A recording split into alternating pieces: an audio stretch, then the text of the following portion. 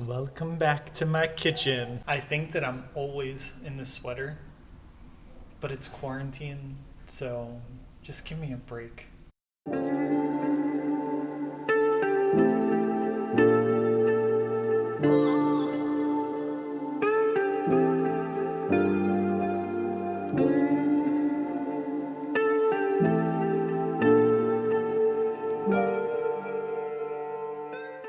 So today is Christmas Eve, and I've decided to contribute to the dinner that I'm having with my boyfriend tonight by making brownies. I know that it's not from scratch, but they're delicious and they're easy, and it's something that I can do. So first I'm going to try to get this stick lit and then start the oven, because everything in Mexico is gas and not electric. And it scares me every time I think that the whole house is going to explode. Wish me luck. Success. It actually reminds me when I was in the church, when I was in the house with all the priests here in Mexico. I decided that I wanted to make pecan pie for Thanksgiving. So obviously it's a American tradition to do pecan pie and even to do Thanksgiving. So I got all the ingredients and I tried to light the oven and it wasn't working. And so you have to turn on the gas and with the lighter ignite the flame, and it wasn't happening, and I was starting to get nervous, and all of a sudden there was this huge explosion that happened, and it's not what you would think from like a Hollywood movie, but there was just this flame that just went up really fast, and I burned the hair off of my eyebrows and eyelashes, and they were just curly, and it started having that smell. I don't know if you've ever burned hair, maybe with long hair. Ever since after that, it's made me so paranoid to work with the gas-lit ovens or stoves. But this time, we were successful. So now that the oven is being preheated, I'm going to open the box. What else? Half a cup of vegetable oil and 2 eggs. Ew, so much vegetable oil. Oh well. So this is not a cooking tutorial. I want to use this as an opportunity to talk about something that has nothing to do with the holidays. As you can tell from my pictures, I am somebody that has tattoos. And we know that nowadays tattoos are a lot more prevalent in the society and becoming more and more common and acceptable. For some people, no. For some people, it's still something that is seen as rebellious or for the low lifes, low class people. But it's definitely something that is more and more acceptable. I want to show you.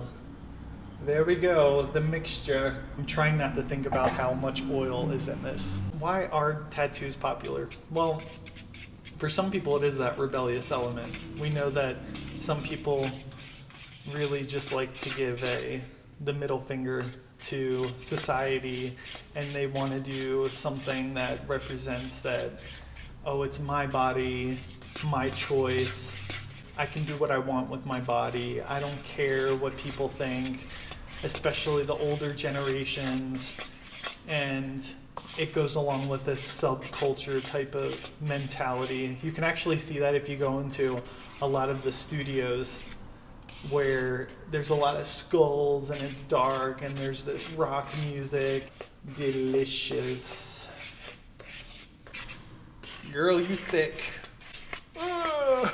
You know, the idea of this, my body, my choice, there is a certain autonomy that we do have with our bodies and our actions, that we have the capacity to make decisions and also to suffer the consequences. And there is a certain element of that that's true, obviously. If I want to choose a career, or if I want to dye my hair, grow my hair long, I'm able to do that, and that's perfectly acceptable. One thing that we need to remember is that all of our actions do have consequences. If we consume too much food, we're going to have physical consequences in our body. If we don't exercise and we sit down all the time, we're going to have physical consequences to our body. It's like the people who are sick and they have to be in bed all the time. They get bed sores, and it's just from being in that sedentary state all the time. And the nurses have to come and move the body just to not have that constant pressure on the body, because the body's not made to be in that state for so long, although it's necessary. But there are consequences. I know that looking at health consequences and the social consequences with tattoos are not the same thing, but it's just to show that there is a consequence that happens from our actions. If people are getting tattoos of images like skulls and really violent tattoos, or really drastic altercations to their body, can they do it? Yeah, sure.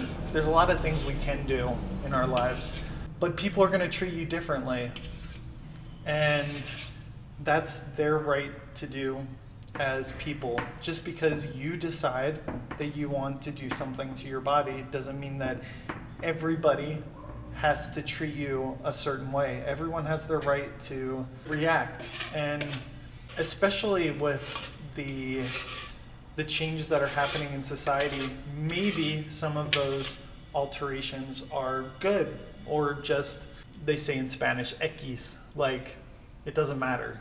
Maybe the change is like dyeing your hair. You know, people are dyeing their hair blue and all these different colors, which they have for a long time, but it's becoming more and more acceptable, but there's still a stigma attached to it. And if someone doesn't understand or doesn't accept that change, it's okay.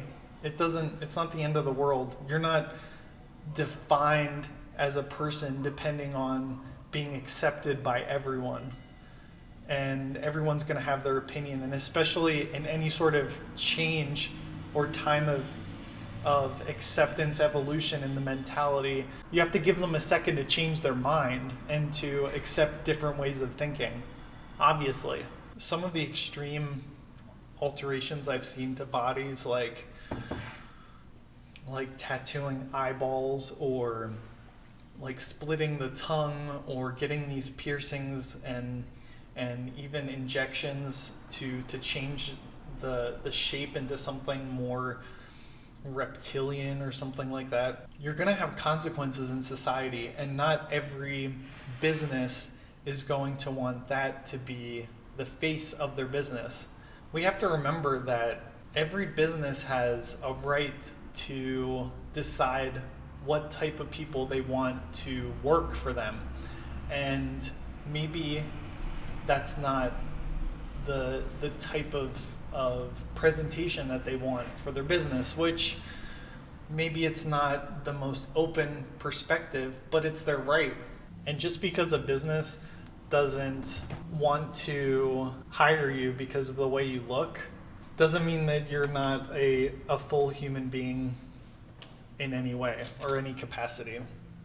It's just look for a different job. I don't know, it's a very touchy subject and people get offended, and I'm sure that people are going to think of personal political beliefs because of what I'm saying, but actions have consequences. That's just the way it is. If somebody doesn't want to hire me because I have this tattoo that's visible below a shirt, whatever, I'll find another job. So now we have to wait 10 minutes for the brownie magic to happen.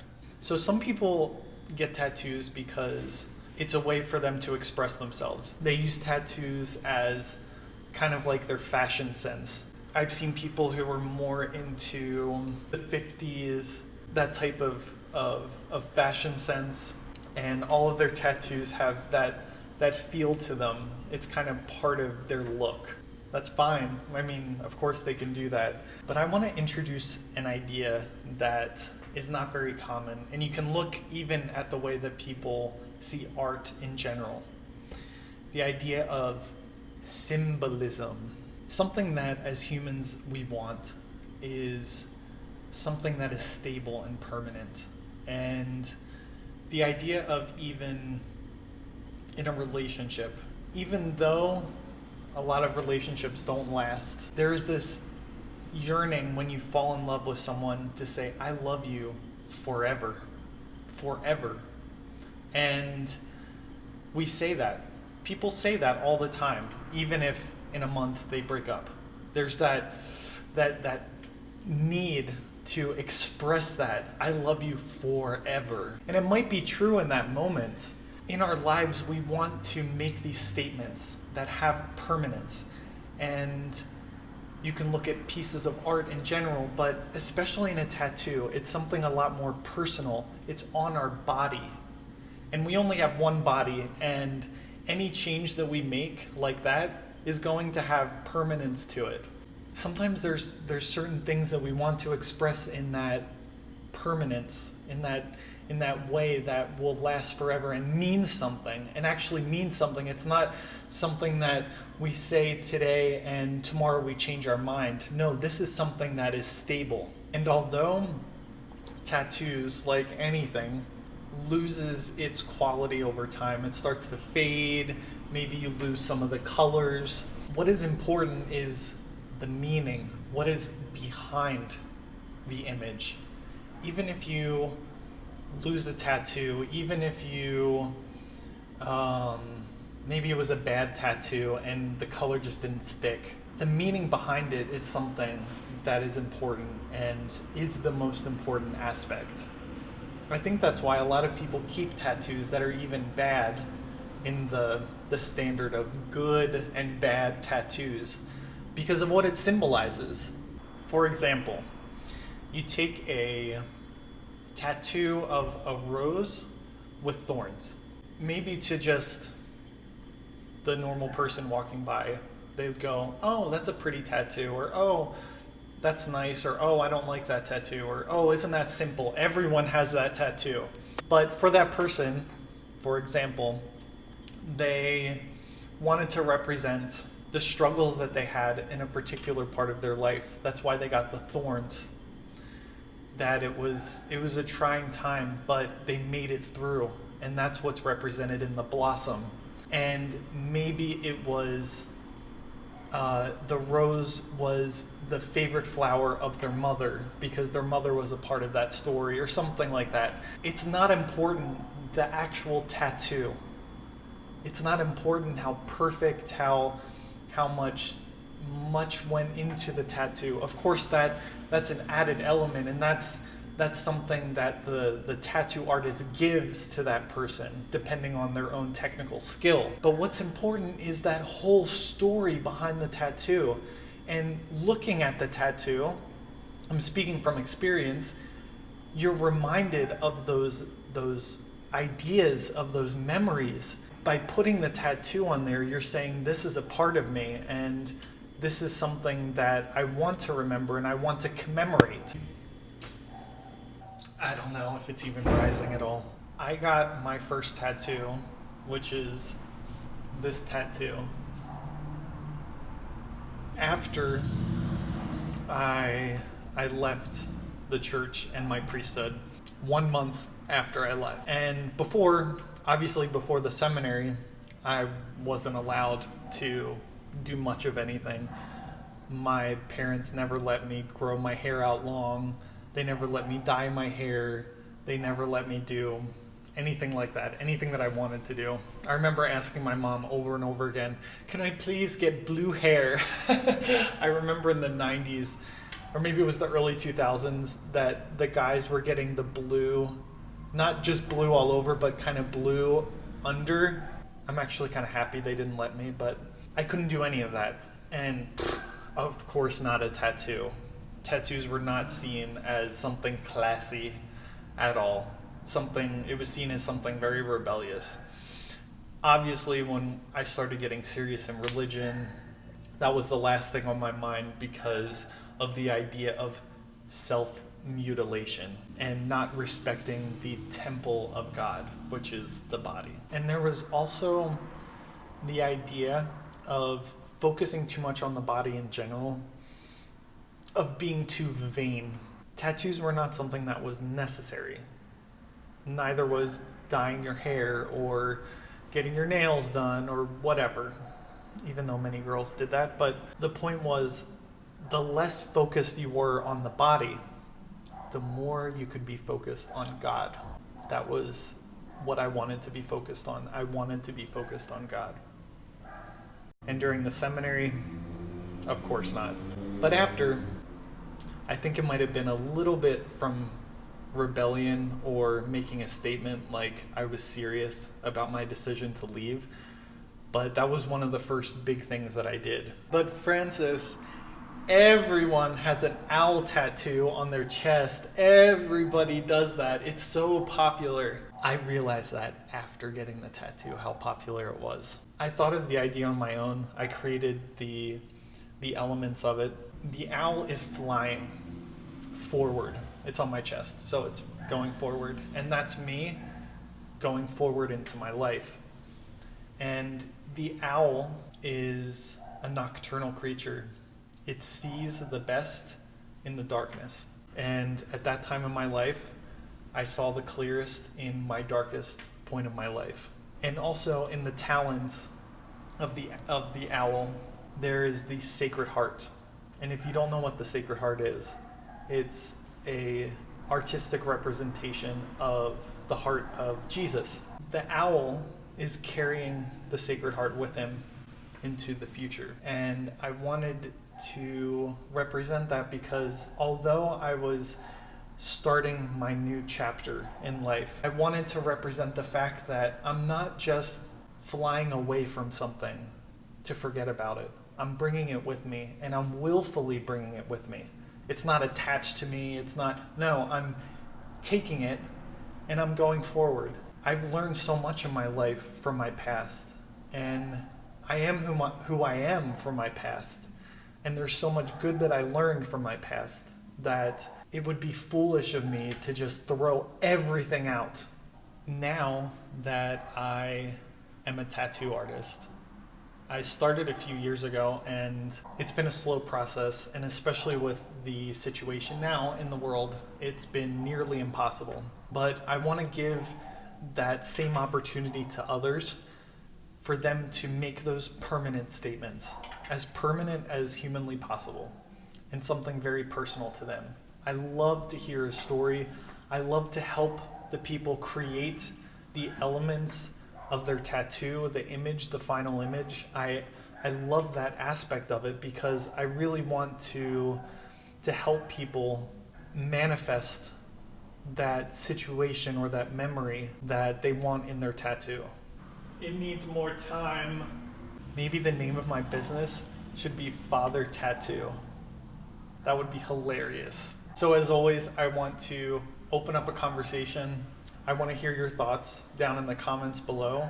If you want any further clarification or present new ideas, your experiences, maybe even describe your tattoo and what it symbolizes, that would be awesome. I love to hear all the stories about that. Even some of the ideas, the arguments that you have against tattoos. I think it's important to have a space where you can actually talk that's not judgmental, that doesn't point the finger at people. I think it's done. I just poked it and nothing came off. Ta-da! I am just the stereotypical housewife. That was a joke.